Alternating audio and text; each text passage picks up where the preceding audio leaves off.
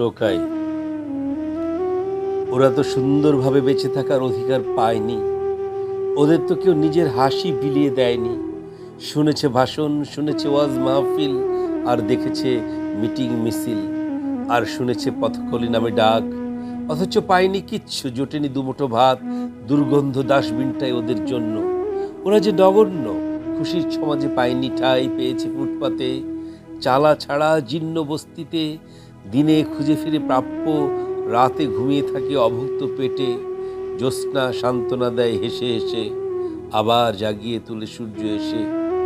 কখনো প্রচণ্ড ক্ষুধা, কখনো প্রচণ্ড শীত, যন্ত্রদানব আর কালবৈশাখী ঝড় আসে মৃত্যু বেশে, নিয়ে যায় ওদের ক্ষুধাহীন দূর দেশে। ধন্যবাদ।